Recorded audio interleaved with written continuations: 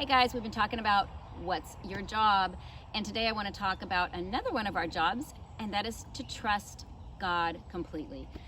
It's a tough one sometimes to put your full trust and faith in Him. And today I was a little overwhelmed with as many verses that I found that I would have loved to share with you. We only have a little bit of time, so I picked some of my favorites for you. And I want to start in Isaiah 12, verse 2. It says, "Behold, God is my salvation. I will trust and not be afraid, for the Lord Jehovah is my strength and my song. He also has become my salvation." And I want to turn over to Psalm 62, verses 5 through 8. "My soul, wait thou only upon God, for my expectation is from Him. He only is my rock and my salvation. He is my defense, I shall not be moved. In God is my salvation and my glory. The rock of my strength and my refuge is in God." Trust in Him at all times, you people. Pour out your heart before Him. God is a refuge for us. That verse 8 says, trust in Him at all times. We are to trust in Him. It's like a command. Trust in Him at all times. When things are going good, when things are going bad. This is something that God is really putting into my heart and speaking over and over and over to me in the past couple of weeks is I need to trust Him with everything. There are certain things that, I can try to attempt to do on my own, but there's a lot of things in life, these spiritual battles that are not ours. We need to give them over to God. Let's turn back to Isaiah for a minute. And in Isaiah 26, verse 3 and 4 says, "Thou wilt keep him in perfect peace, whose mind is stayed on thee, because he trusteth in thee. Trust ye in the Lord Jehovah forever, for in the Lord Jehovah is everlasting strength."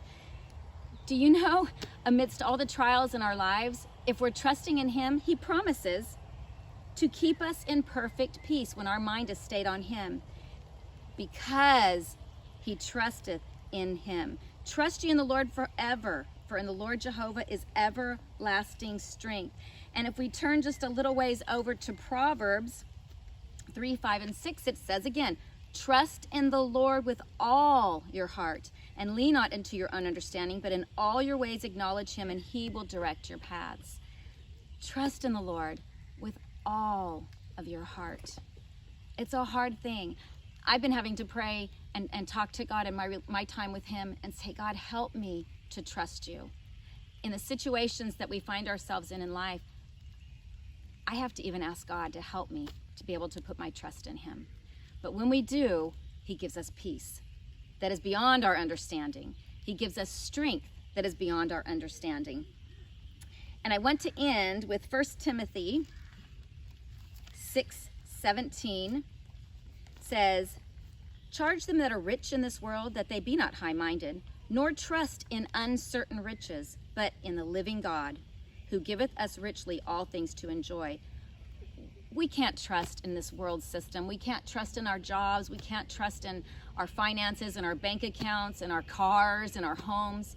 Our trust has got to be in God, because when circumstances happen around us and we lose a job, or our house burns down, or whatever it is that goes on in life, we have to trust in Him. He is the only one who knows the future.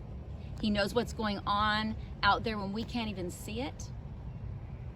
Trust in the Lord. This week, I have a homework assignment for you. I want you to read Psalm 91, the entire chapter. It's not very long. And try to memorize it this week. My girls and I, my family, we have memorized Psalm 91. And we quote that quite often because there's so many promises in Psalm 91 for us.